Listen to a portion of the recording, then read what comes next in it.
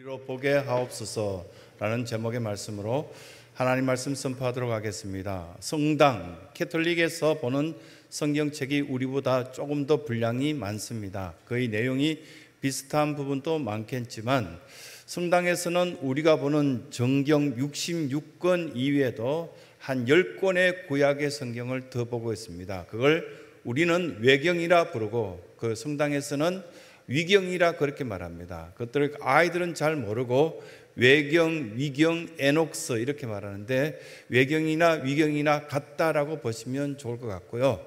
에녹서에도 보면 마치 소설처럼 이야기가 쭉 전개되는데 아주 독특한데 소설이라는 하고는 할 수 없지만 그렇다고 해서 하나님 말씀이라고 이렇게 인정하기는 조금 부담스러운 마치 소설과 같이 전개된 내용들이 담겨져 있는 것을 볼 수 있습니다.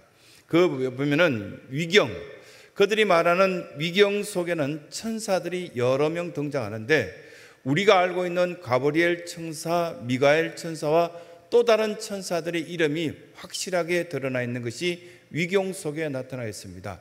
그 천사들의 대부분들이 역할들이 뚜렷이 나와 있는데요.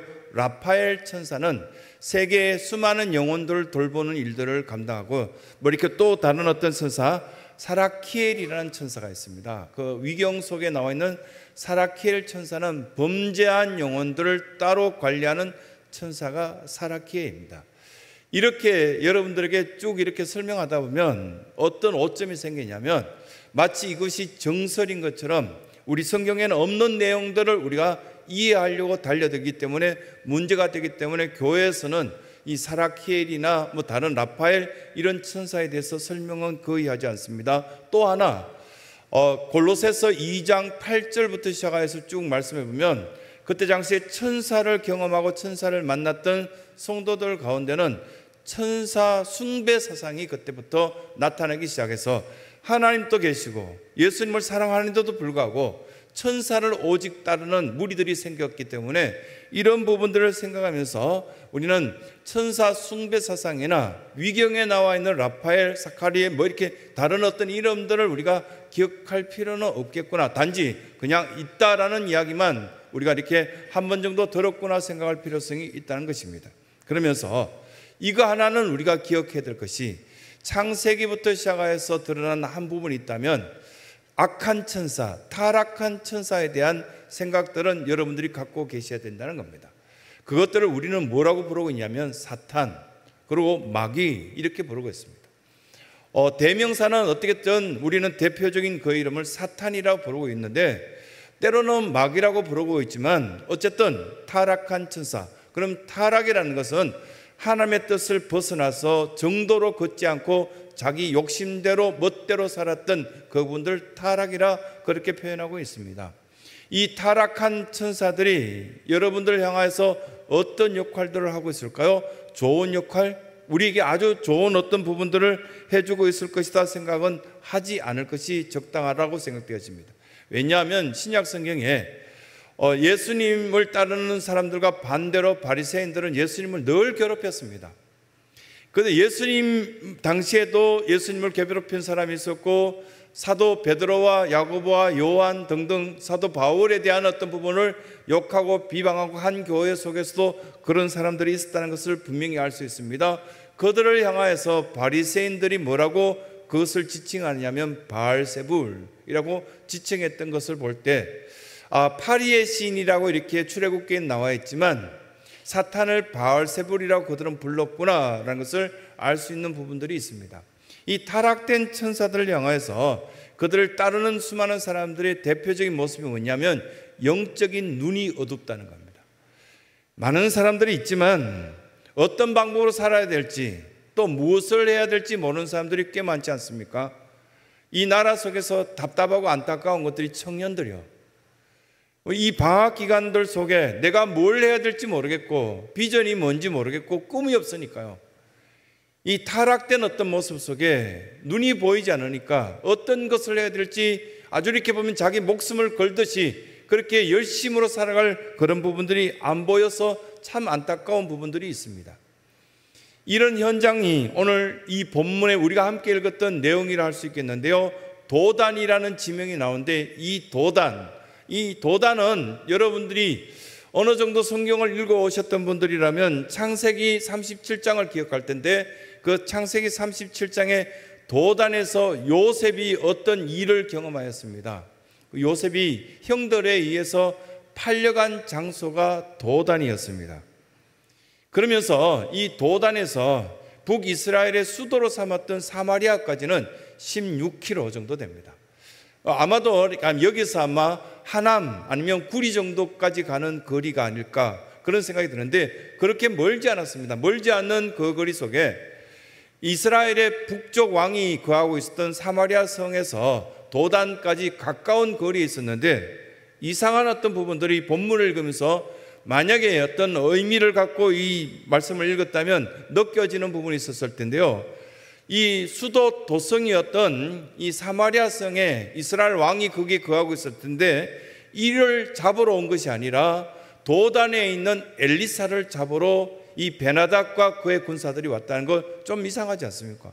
이왕이면 수도 서울에 있는 대통령을 잡으러 와야 될 텐데 이 아무 상관이 없는 엘리사를 도단까지 잡으러 왔습니다. 그런데 사마리아 성에서 가까우니까 뭐 그렇게 이해한다 치고도 이 도단에 있는 엘리사가 그곳에 거한다는 이야기를 듣고 이스라엘 왕을 잡으러 이 사마리아 성에 가야 되는 것이 아니라 도단에 온 어떤 사람들을 볼 수 있습니다.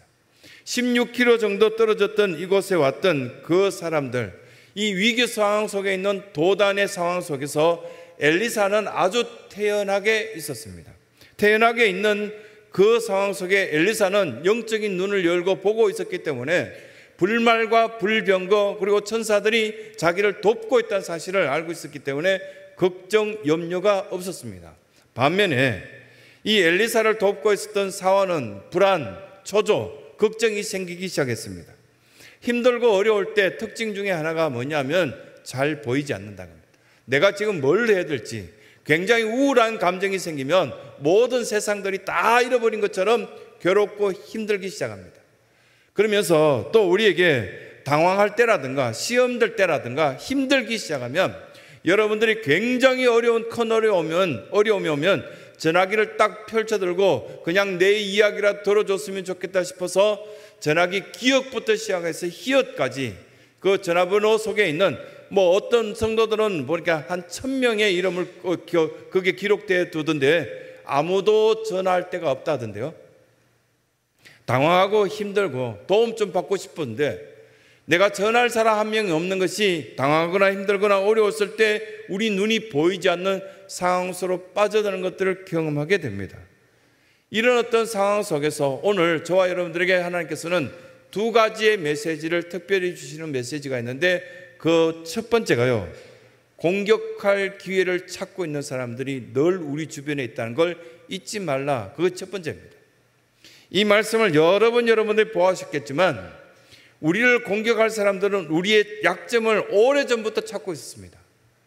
우리의 믿음 없는 모습, 또한 우리의 마음 상태, 경제적인 어떤 모습들도 물론 드러나 있겠지만 여러 가지 공격할 상황들을 찾고 있었던 마귀, 사탄, 뭐 그런 존재도 있겠지만 실제로 그들의 앞잡이가 되어서 사람들 가운데도 보면 우리를 공격할 사람들이 나타나고 있지 않습니까? 이스라엘 하나님 백성들을 공격하기 위해서 베나닷 2세라는 이 아람 왕이 이곳에 쳐들어온 것입니다. 이들이 이곳에 쳐들어왔을 때 엘리사는 이미 알고 있었습니다. 하나님께서는 알려주셨고 엘리사로 통해서 준비하게 만드셨는데 엘리사가 준비할 것은 거의 없었습니다. 그냥 엘리사는 기도할 뿐이었고 하나님 곁에 있을 뿐이었습니다. 그런데 엘리사에게는 그 모든 것들이 보였기 때문에 천사들이 자기를 돕고 있고 불말과 불병거가 보였습니다.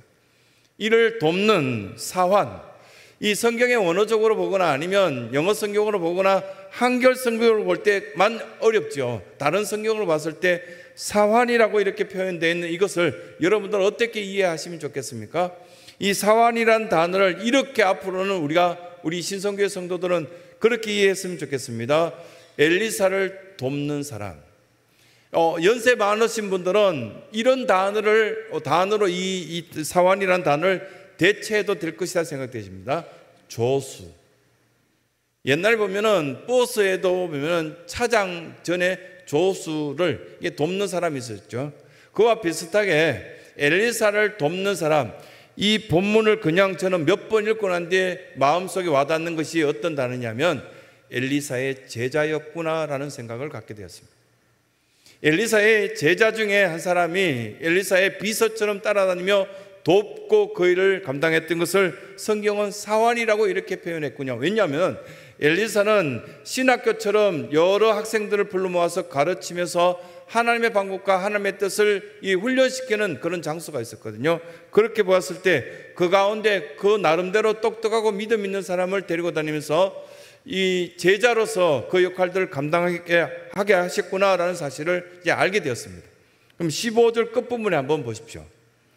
그 제자되는 어떤 엘리사의 제자되는 사람이 엘리사에게 말하되 내 주여 우리가 어찌하리까? 큰일 났습니다. 전 불안해 죽겠습니다.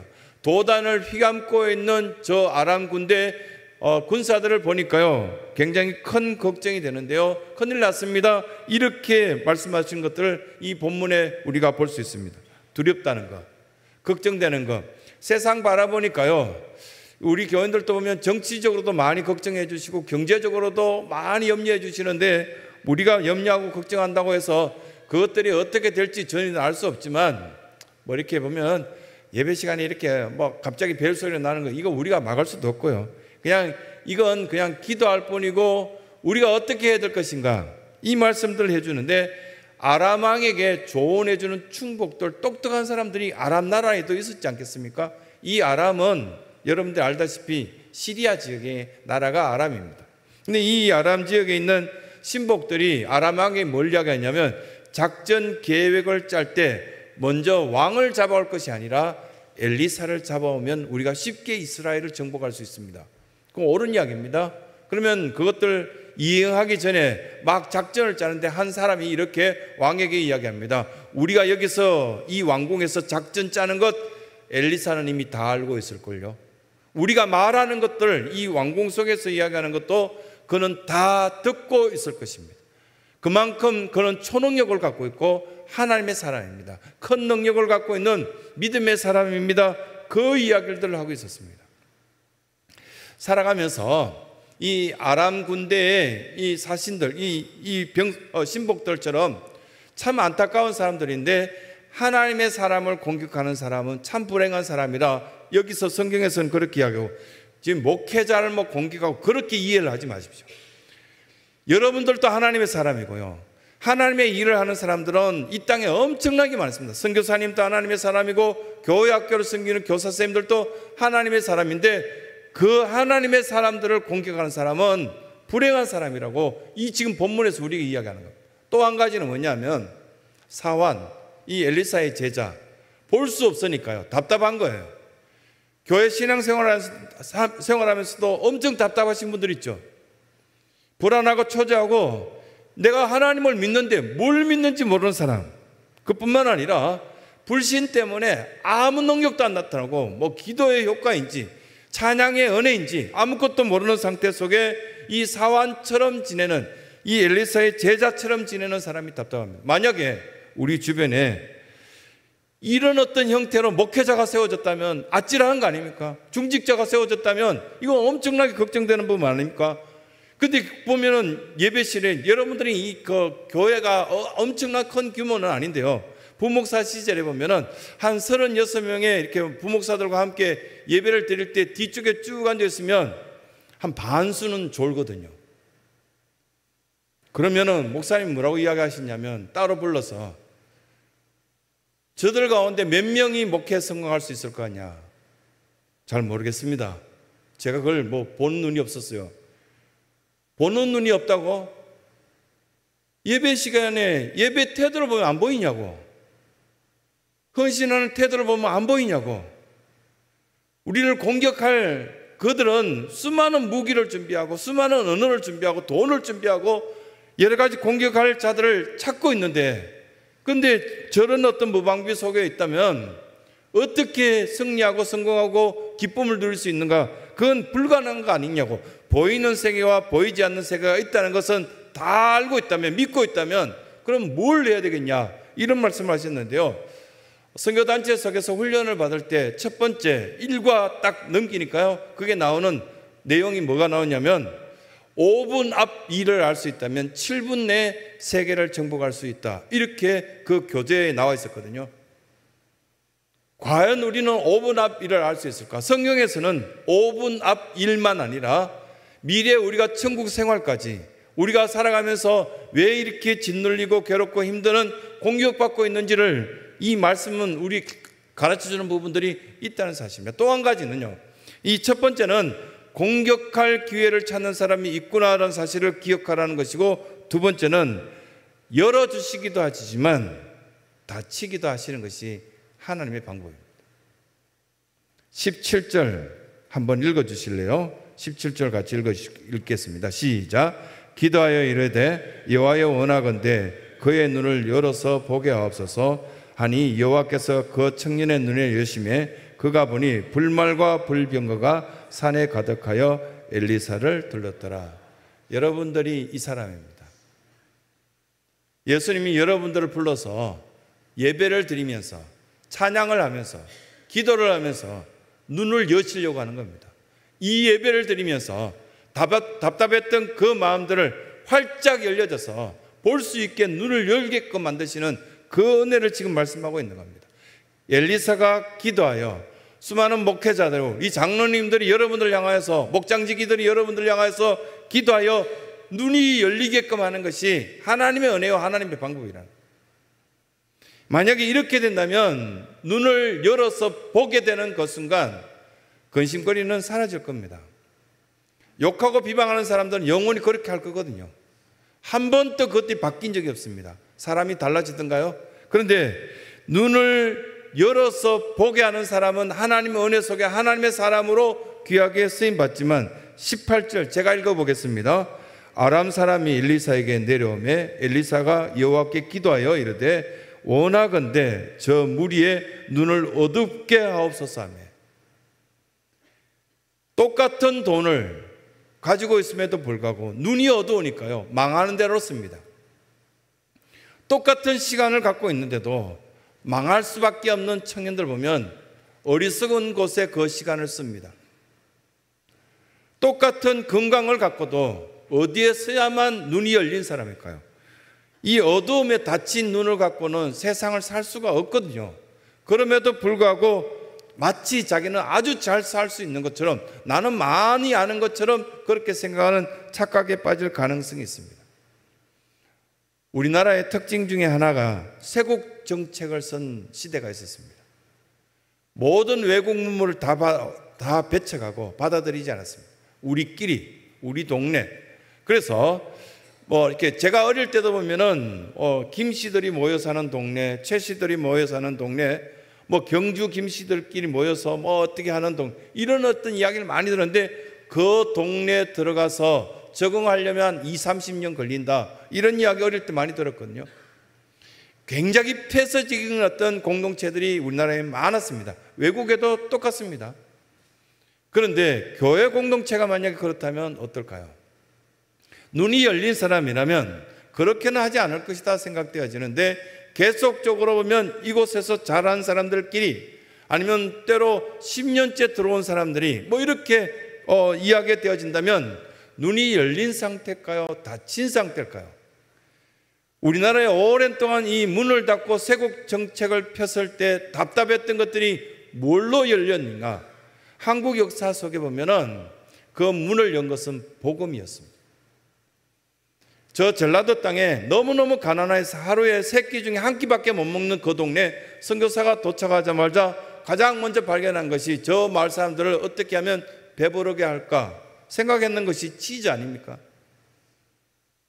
지금 또 보면은 그 임실 치즈가 동네 사람들을 먹여 살리고 있고, 그 치즈는 전 세계적으로 인기가 있다고 합니다. 근데 그 동네 한 곳뿐만 아니라 어떤 동네는 그를 몰라서, 눈이 열리지 않아서 사람들이 하루 종일 일하고도 제대로 품삯도 못 받고 사기당하고 괴로우니까요, 선교사님들이 밤마다 밤에 야학을 열어서 한글을 가르치고 그 사람들 똑똑하게 만들어서 병원의 의사를 만들고 간호사 선생님을 만들고 여러 가지 일들을 했던 것이 선교사님들이 사역들 아니었습니까?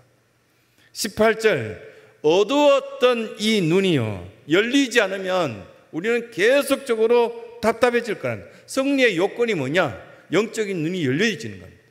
우리는 이 성경에 보면 주로 듣는 이야기를 많이 합니다. 말씀을 들어야 된다, 듣는 귀가 열려야 된다. 그런데 이 오늘 본문에 우리에게 주시는 두 번째 메시지가 뭐냐면, 복되게 살아갈 수 있는 승리의 욕구는 내가 이 눈이 열리느냐 마느냐, 그 상태를 이 말씀은 가르쳐주고 있다는 겁니다. 20절요.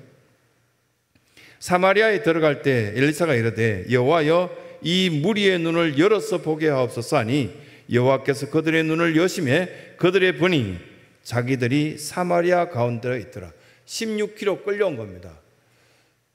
아람 군대가 한두 명 온 것이 아니라 수백 명이 왔는데요, 엘리사 한 명을 잡지 못하고 눈이 어두우니까요 패망했습니다. 엘리사 한 명에 질질 끌려서 16km 걸어와서 눈을 떠보니까 사마리아에 왔습니다. 여러분들을 괴롭고 힘들게 하고 그런 사람들 주변에 있을 수 있습니다. 근데 만약에 그들이 영적인 눈이 없다면 아마도 이 말씀처럼 여러분들에게 끌려갈걸요.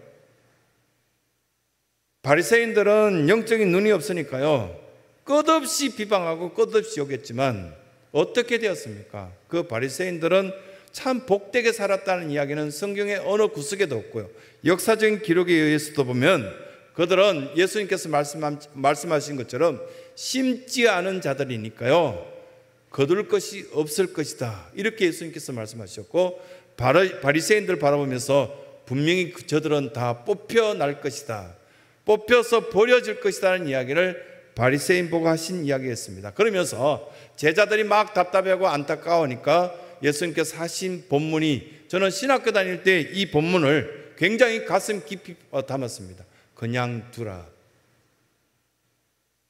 아페테 아우투스라는 것은 3인칭 복수 목적격이거든요. 그들이라는 단어입니다. 오투스 뭐 이렇게 아우투스 변화형을 막 외워서 시험 치기도 하고 그러는데요, 그들이라는 단어가 아우투스, 아페스, 이 단어는 버려두라, 그냥 두라. 그런데 이 본문이 또 여러 곳에 예수님께서 사용하였는데요, 아기들이요 예수님께 막 달려와서 안기려고 하니까요 제자들이 막습니다. 아페테타이, 파이디아라는 단어를 예수님께서 말씀하시는 그 장면이 마태복음, 마가복음, 누가복음 또 있는데, 그대로 두라, 아기들이 나에게 오는 것을 막지 말라, 이렇게 말씀하실 때 아페테타이, 파이데온이라는 어린이 선교단체 이름과 똑같은 그 단어를 예수님께서는 그곳에서 사용했던 것을 봅니다. 이렇게 한번 생각해 봅시다. 무엇을 나에게 그냥 버려두라 할까?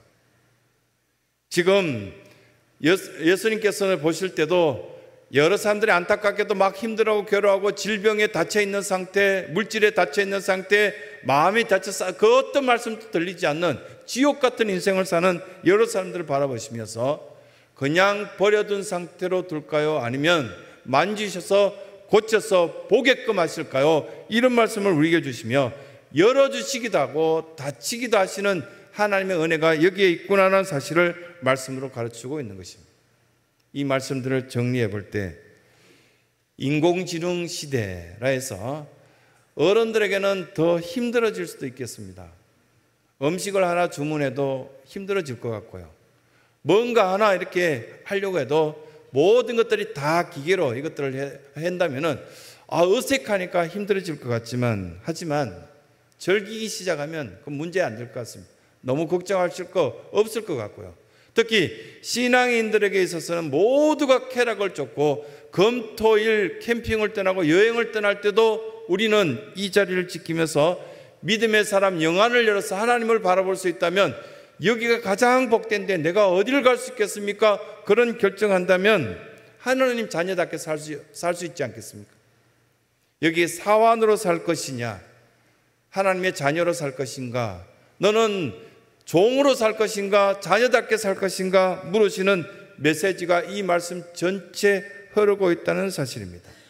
닫힌 상태로 살 것이 아니라 하늘을 향하여서 열린 상태, 말씀을 들었을 때 그 심령이 답답해할 것이 아니라 활짝 열려서 그 말씀의 깊은 은혜를 체험할 수 있는 믿음의 사람답게 열린 눈을 갖고 열린 영을 갖고 열린 어떤 마음으로 갖고 하나님께 복되게 살아갈 수 있는 귀한 신성교회 모든 성도들의 삶이 되시길 간절히 소원합니다.